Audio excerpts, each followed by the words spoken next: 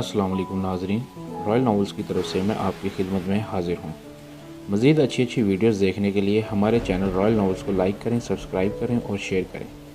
तो नाज़रीन, जिस किसी के साथ भी कोई वाक़या पेश आया हो वो नीचे दिए गए डिस्क्रिप्शन में हमारा ईमेल है, वहाँ अपना वॉइस नोट के ज़रिए अपना वाक़या हमारे साथ शेयर करें। हम अगली वीडियो में उसका वाक़या नशर करेंगे। शुक्रिया। तो चलिए शुरू करते हैं। तो नाज़रीन, शुरू करते हैं मेरी आप बीती कहानी डंकी का तीसरा हिस्सा। रिस्क हमेशा दो वजह से लिया जाता है, या तो मजबूरी या लालच। लालच भी बाज़ दफ़ा मजबूरी के तहत ही होती है, लिहाजा कहीं ना कहीं मौत के ये सफ़र मजबूरी के तहत इस रास्ते पर चल रहे थे। फैसल जो मेरे शहर का था, एक गांव छोड़कर दूसरे गांव का रिहायशी था। एक रात रोते हुए बताने लगा, यार अम्मा को कैंसर है, अभी इब्तदाई स्टेज पर है, डॉक्टरों ने 30 लाख मांगा था फौरी इलाज के लिए। ज़मीन जायदाद बेच दी, कुछ बैंक से कर्जा लेकर माँ का इलाज तो शुरू करवा दिया, लेकिन हम सड़क पर आ पहुँचे। सोचा था डंकी के ज़रिए यूरोप जाऊँगा तो जल्द ही कर्जा उतारने के लिए रकम का बंदोबस्त हो जाएगा। मोहम्मद अली एक 21 साला लड़का, अभी तो चेहरे पर दाढ़ी भी हल्की हल्की आई थी। 6 बहनों का इकलौता भाई था। वालिद की वफात हो चुकी थी, बस बहनों का फ़र्ज़ अदा करने के लिए चल पड़ा। एहसन एक भरपूर जवान मर्द था, हम में से वही सबसे ज़्यादा इंग्लिश बोल सकता था। वो पढ़ा लिखा नौजवान था, इसने कभी हमसे अपनी कोई मजबूरी शेयर नहीं की, हमेशा हमारा हौसला बढ़ाता रहा। इसी तरह हम में से हर एक की कोई ना कोई मजबूरी ऐसी थी कि हमें घर से निकलना पड़ा। लेकिन जिन हालात में हम फंस चुके थे, न आगे का रास्ता न वापसी का रास्ता। अब हम सब पछता रहे थे कि काश पाकिस्तान रहकर वहीं मेहनत मजदूरी करते रहते, कम अज़ कम जान तो महफूज रहती। लेकिन अब पछताए क्या हो जब चिड़िया चुग गई खेत। डाइवो बस की डिग्गी में हम सब का घुटन से बुरा हाल था। एक दफ़ा तो घबराकर एहसन ने डिग्गी को भरपूर पीटा, लेकिन तेज़ रफ्तार बस किसको आवाज़ जाती। आवाज़ जाती भी तो हमें यकीन था बस कभी ना रुकती। आड़े तिरछे रास्तों से होती हुई बस आखिरकार एक जगह पर रुक गई। चंद मिनट बाद ही अचानक से डिग्गी का दरवाज़ा खुला। हम में से 3 लड़के जो दरवाजे की जानिब थे वो अचानक से नीचे गिर गए। इस कदर मिलकर और एक दूसरे में धंस कर बैठने से हमारे घुटने बिल्कुल साकित हो चुके थे। हमारा सारा जिस्म ऐसे ही अकड़ गया था। इन नकाबपोशों ने हम सबको वहां से उतारा और एक साइड पर फेंक दिया। हम कराहते हुए अपने हाथ पांव सीधे करने लगे। इतने में एक नकाबपोश ने हमसे पीछे वाली डिग्गी खोली तो इसमें भी 8 से 10 नौजवान बंद थे। इन सब की हालात हमारे से कुछ मुख्तलिफ नहीं थे। मसाइब व आलाम और रास्ते की सख्तियां इनके चेहरों पर वाज़े थी। फिर तीसरी डिग्गी खोली, इसमें से भी कुछ नौजवान नीचे गिरे। हमें एक तसल्ली हुई कि अब हम घर वापस ज़रूर जा सकेंगे, क्योंकि हो सकता है ये ईरानी सिक्योरिटी फोर्सेस हों और हमें डिपोर्ट करने के लिए पकड़ा हो, लेकिन ये शायद हमारी भूल थी। तकरीबन 30 नौजवान लड़के, जिनमें ज़्यादातर पाकिस्तानी, फिर अफ़गानी और कुछ नेपाली और कुछ बंगाली थे। हम सबको एक कतार में खड़ा करके इन लोगों ने हमारी आंखों पर पट्टी बांध दी और एक रास्ते पर चला दिया। हम सबसे आगे इन्हीं का एक शख्स रस्सी पकड़े हमें रास्तों पर चला रहा था। मुझे इतना महसूस हो रहा था कि अब हम पहाड़ी खित्ते से निकलकर सहराई इलाके में पहुंच आए हैं। तकरीबन 2 घंटे मुसलसल पैदल चलने के बाद इन लोगों ने हमें एक जगह पर रोक दिया। हमारी आंखों से पट्टियां खोली, हमारे हाथ खोले, फिर हम सबको एक एक बोतल पानी की दी। हम सब ने शुक्र किया कम से कम पानी तो मिला। हम 6 लड़कों ने तो गुज़िश्ता दिनों से कुछ ना कुछ खाया पिया था, लेकिन दूसरों की हालत हमसे ज़्यादा ख़राब थी। इनमें से कई लड़के रुकते साथ ही गिर गए और बेहोश हो गए, और कुछ ने पानी की पूरी बोतल एक ही बार ख़त्म कर डाली। इसके बाद हमें एक हवेली टाइप जगह में दाखिल किया गया और बाहर का दरवाज़ा बंद करके खुद वो नकाबपोश कहीं चले गए। इतना मालूम पड़ रहा था कि दरवाजे के बाहर 2 असला बरदार खड़े पहरा दे रहे हैं। खैर यहाँ से भागना भी बेवकूफ़ी थी। यहाँ मौत आए ना आए लेकिन बाहर मौत पक्की थी। हम 6 लड़के एक साइड पर जगह थोड़ी सी साफ कर कर बैठ गए। इसी तरह बाकी भी अपने अपने ग्रुप के साथ बैठ गए और इंतज़ार करने लगे आने वाले वक्त का, क्योंकि हमारे पास बस में अब कुछ नहीं था। जो करना था इन लोगों ने ही करना था जो हमें यहाँ तक ले आए। रात यूं ही गुजर गई। अगला दिन तुलू हुआ तो कुछ नकाबपोश हवेली का दरवाज़ा खोलकर अंदर दाखिल हुए। इनके हाथों में छोटे छोटे डब्बे थे और वो डब्बे हम सब में एक एक करके बांट दिए गए। इस डब्बे में थोड़े से उबले चावल, एक बोटी का पीस और रायता, साथ एक छोटी बोतल पानी की दी गई। हमने शुक्रिया किया। कई दिनों से भूखे तो इस वक्त खाने पर टूट पड़े। देखते ही देखते अपने अपने डब्बे ख़त्म कर दिए। हमने भी अपना अपना डब्बा ख़त्म कर दिया। हम सोच रहे थे ये हमारा नाश्ता है, इसी तरह दिन का खाना होगा, फिर रात का भी। नाश्ता ख़त्म करके कुछ देर बाद एक नकाबपोश ने ऊंची आवाज़ में हम सबको मुखातिब किया, आप सबके लिए हिदायत हैं। आपके एजेंट से हमारा राब्ता हो चुका है। आपके वापसी के चांसेस बन रहे हैं, लेकिन हमारी कुछ शराइत हैं। आपको हमारे पास कुछ अरसा काम करना होगा। खाना दिन में एक बार ही मिलेगा और आज का खाना आप सब खा चुके हैं। भागने से सभी रास्ते यहाँ आकर बंद हो चुके।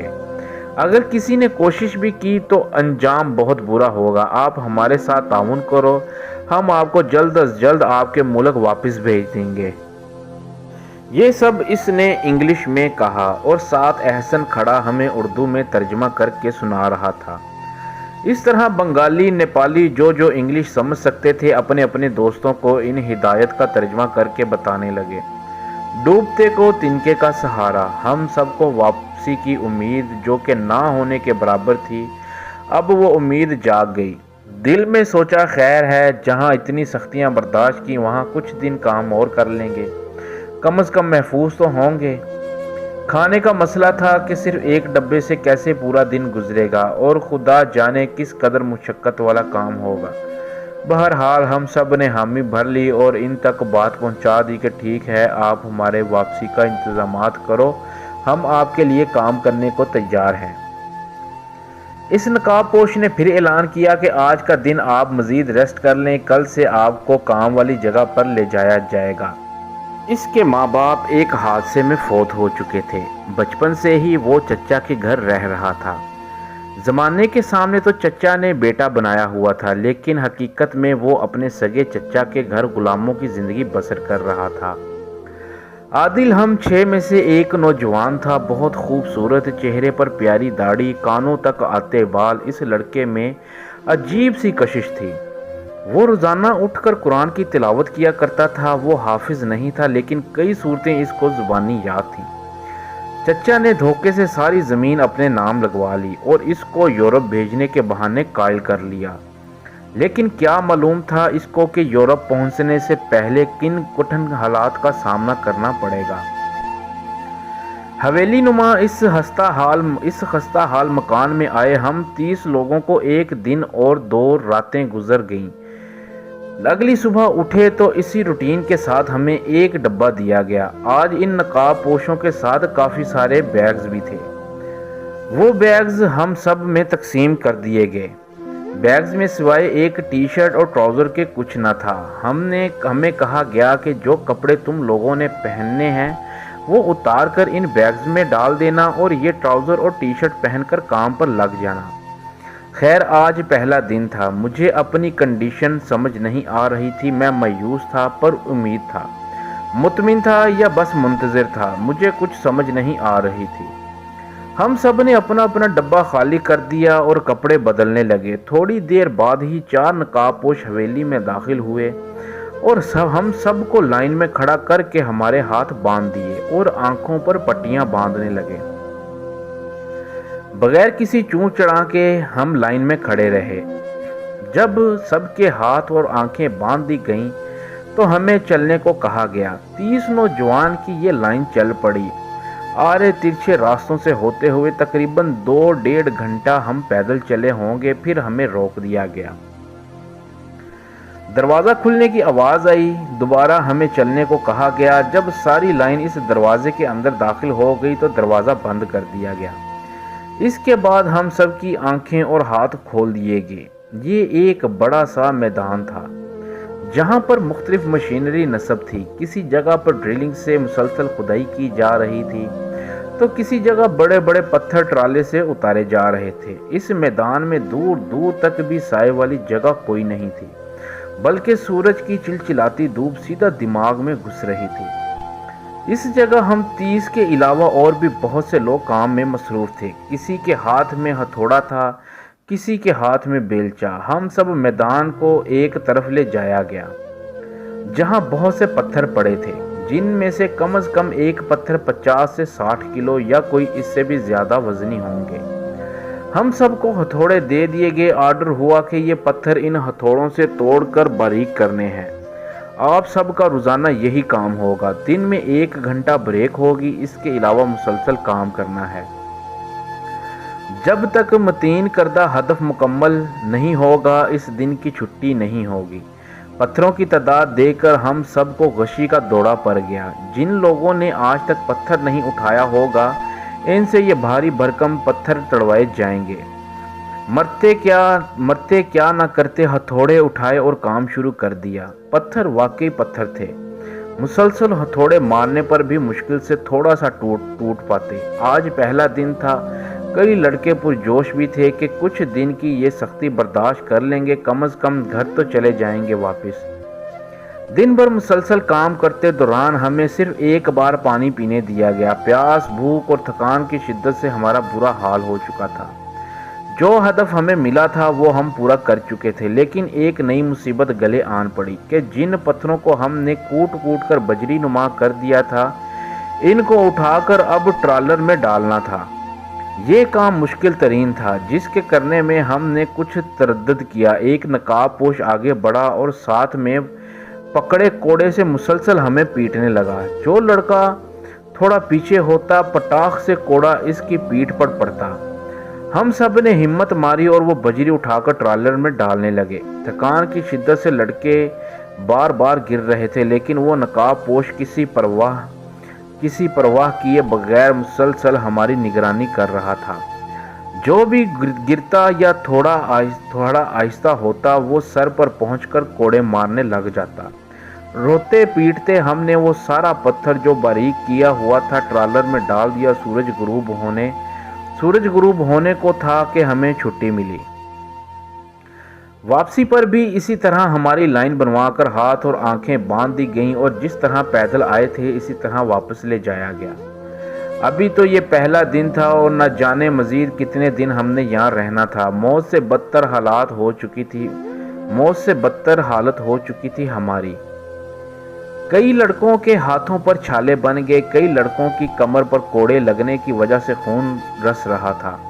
یہ تھی ہمارے ماں باپ کے لالچ کی سزا، جو ہم ایران کے کسی بیابان علاقے میں بھگت رہے تھے۔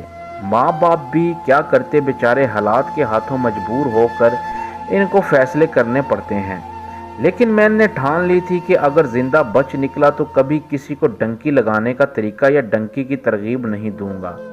جتنا ہو سکے گا لوگوں کو اس موت کے رستے پر چلنے سے روکوں گا، بشرطیہ میں زندہ بچ پایا تو۔ خدا جانے رات کا کون سا پہر تھا، تڑ کی فائرنگ کی آواز ایک دم سے حویلی گونج اٹھی۔ ہم سب چونک کر بیٹھ گئے۔ ساری لائٹیں آن ہو گئیں، بلکہ مین دروازے کے عین سامنے 4 نوجوانوں کی لاشیں پڑی تھیں۔ خوف و ہراس کی کیفیت ہم سب پر طاری تھی۔ ایک نقاب پوش آگے بڑھا اور اونچی آواز میں کہا، دیکھ لیا یہاں سے بھاگنے کا انجام؟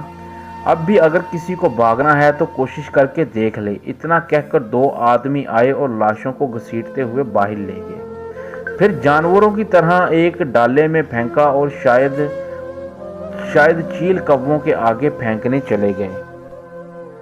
مسلسل آج ہمیں 10 دن ہو گئے اس حویلی میں قید ہوئے۔ روزانہ کی وہی روٹین، یہاں سے کام والی جگہ جانا، وہاں سے واپس یہاں آنا۔ ہم میں سے اکثر لڑکوں کی حالت بہت خراب ہو چکی تھی۔ پھر ایک دن ان تمام لڑکوں کو، جن کی طبیعت زیادہ خراب تھی، علاج کروانے کے بہانے وہاں سے لے جایا گیا اور اگلے کئی دنوں تک وہ واپس نہ آئے اور شاید وہ کبھی بھی واپس نہ آ سکے۔ 1 مہینہ گزر گیا، مجھے رہ رہ کر ماں کی یاد آتی تھی۔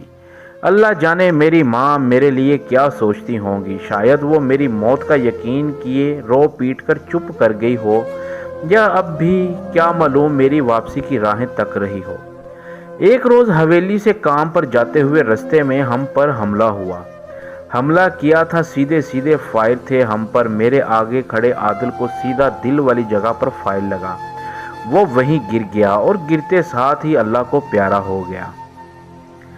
ایک دم سے چیخو پکار شروع ہو گئی۔ اب فائرنگ دونوں طرف سے جاری تھی، بیچ میں ہم تھے۔ نہ جانے کتنے لڑکے سیدھے فائر لگنے کی وجہ سے اپنی جان کھو چکے تھے۔ یہ لڑائی تھی 2 گینگز کے بیچ میں، ایک طرف وہ نقاب پوش جنہوں نے ہمیں یرغمال کیا ہوا، دوسری طرف کچھ انجان لوگ جن کی وردی سے اندازہ ہو رہا تھا کہ وہ آرمی کے ہو سکتے ہیں۔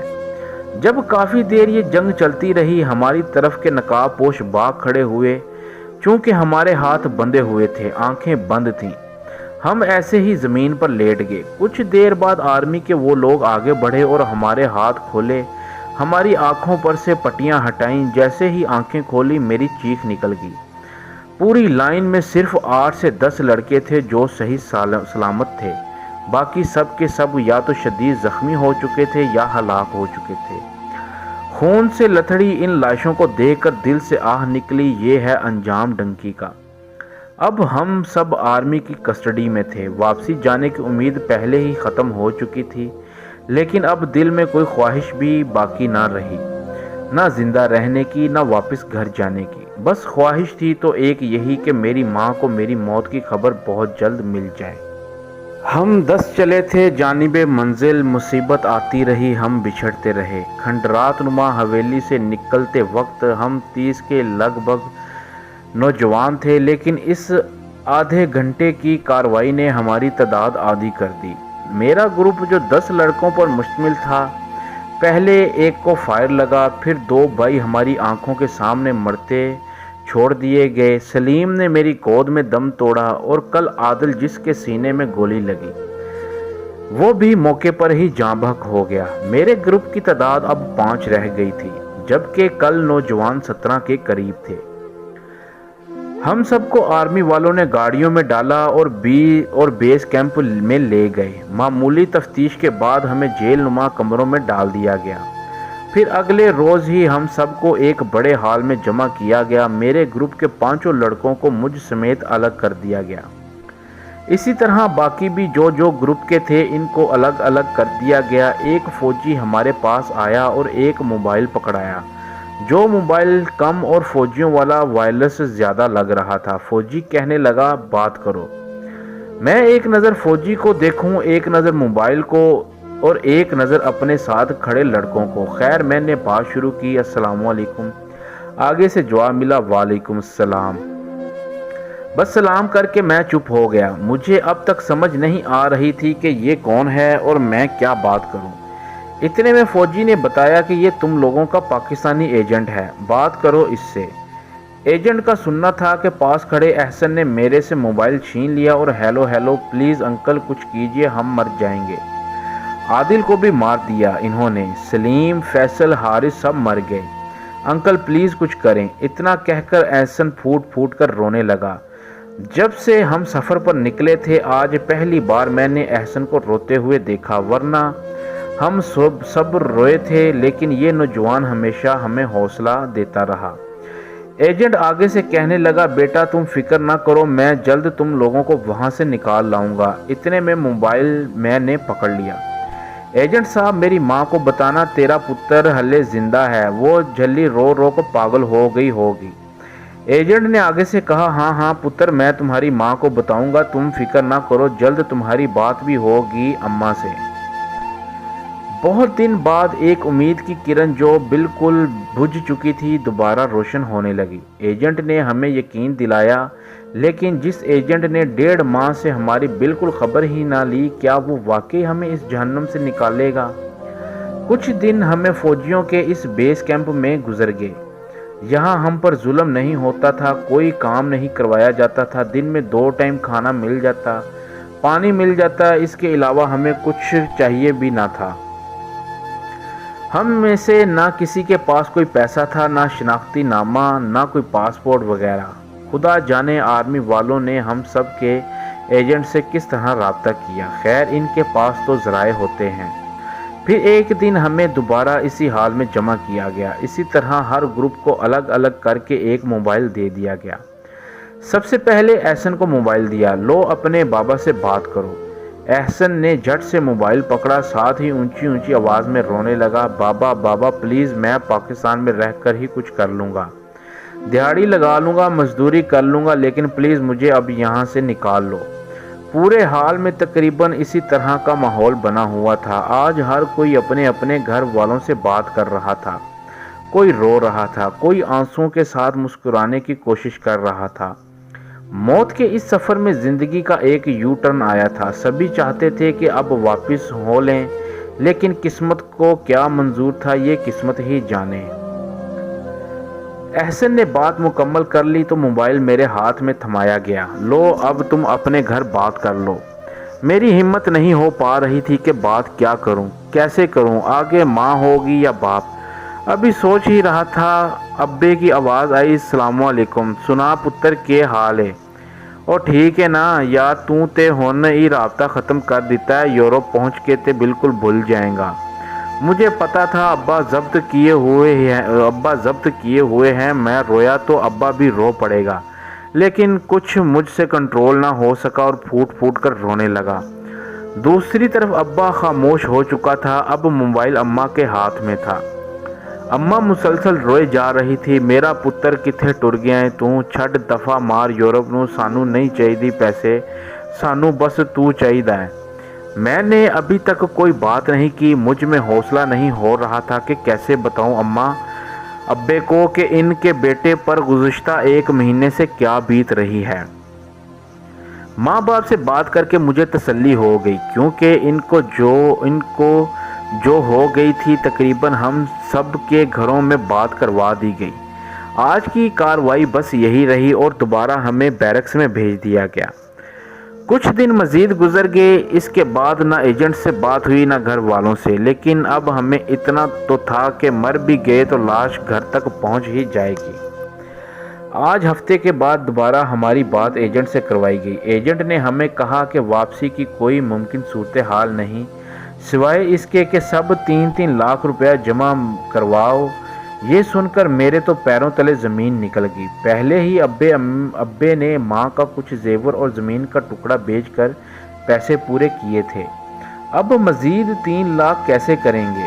بہت محنت سماجت کی، لیکن ایجنٹ نے صاف انکار کر دیا کہ تم لوگ اس وقت ایرانی آرمی کے ہاتھوں میں ہو اور ان سے چھڑانے کا کوئی طریقہ کار نہیں ہے، لہٰذا جتنا جلدی پیسوں کا انتظام ہو جائے گا اتنا جلدی تم سب کو واپس بلوایا جا سکتا ہے۔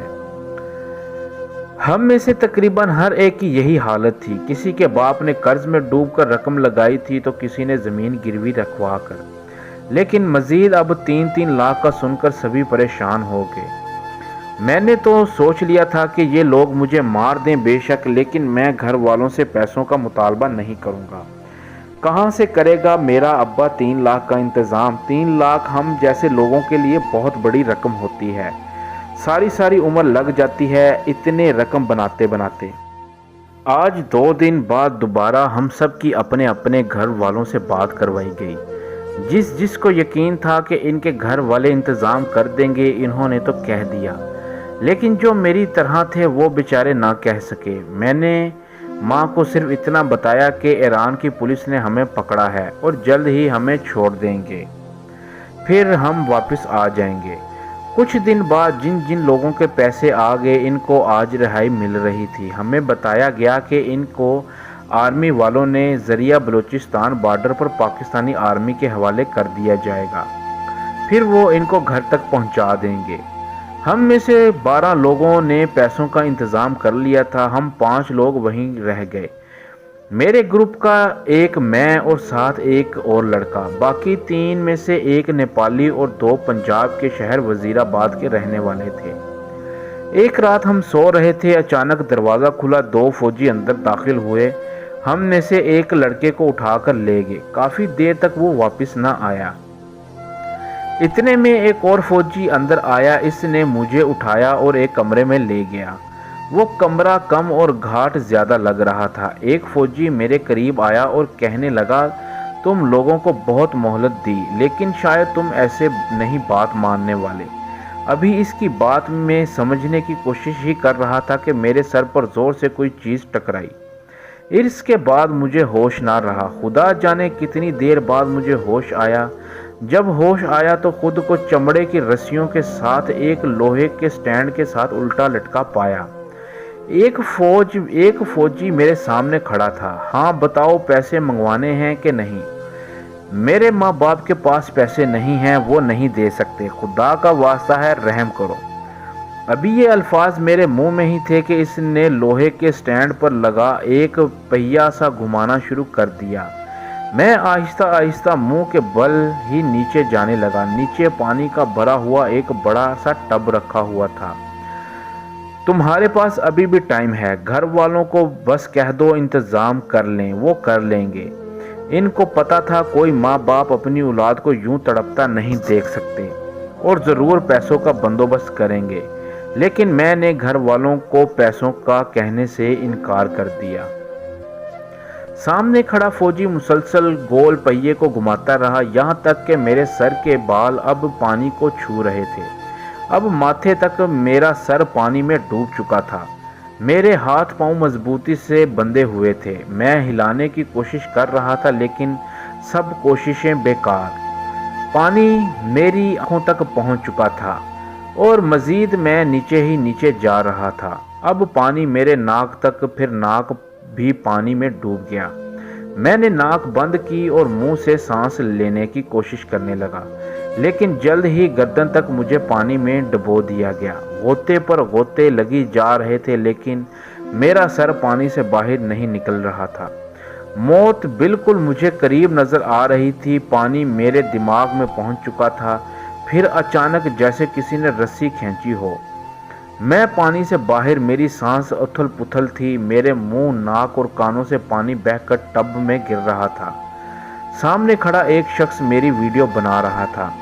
مجھے دوبارہ مخاطب کیا گیا، پیسوں کا کہو گھر والوں کو، ورنہ تمہاری یہ ویڈیو جب وہ دیکھیں گے تو ضرور انتظام کریں گے۔ نہیں نہیں، خدا کا واسطہ ہے، میری ماں جیتے جی مر جائے گی مجھے اس حالت میں دیکھ کر۔ میں مسلسل رو رہا تھا، چیخ رہا تھا، لیکن کسی کو کوئی اثر نہیں ہو رہا تھا۔ میں نے ان کو کہا، ٹھیک ہے میں کہتا ہوں گھر، لیکن یہ ویڈیو مت بھیجنا۔ یہ کہہ کر میں دوبارہ پھوٹ پھوٹ کر رونے لگا۔ اتنے میں ایک فوجی تالیاں بجاتے بجاتے میرے قریب آیا اور کان میں کہا، بس اتنی سی تو بات تھی۔ مجھے رسیوں سے اور لوہے کے سٹینڈ سے آزاد کر دیا گیا اور دوبارہ جیل نما بیرک میں بھیج دیا گیا۔ آگے کیا ہوا؟ کیا میرے گھر والے پیسوں کا انتظام کر سکیں گے یا مجھے مرنے دیا جائے گا؟ یہ انشاءاللہ ہم آپ کو اپنی نیکسٹ ایپیسوڈ میں بتائیں گے۔ تو ناظرین، یہ تھا آج کا واقعہ۔ دوستو، واقعہ پسند آیا ہو تو کمنٹس کر کے لازمی بتائیے گا۔ اللہ آپ کے تمام گھر والوں کو ہمیشہ خوش و خرم رکھے، آمین ثم آمین یا رب العالمین۔ مزید اچھی ویڈیوز دیکھنے کے لیے ہمارے چینل رائل نوویلز کو لائک کریں، سبسکرائب کریں اور شیئر کریں اور بیل آئیکن پر کلک کرنا نہ بھولیے۔ اگر کسی کے ساتھ کوئی واقعہ پیش آیا ہو تو نیچے دیے گئے ڈسکرپشن میں ہمارا ای میل ہے، وہ اپنا واقعہ وائس نوٹ میں ہمیں میل کرے، ہم اس کا واقعہ اگلے دن اپنے ویڈیو میں نشر کریں گے۔ شکریہ۔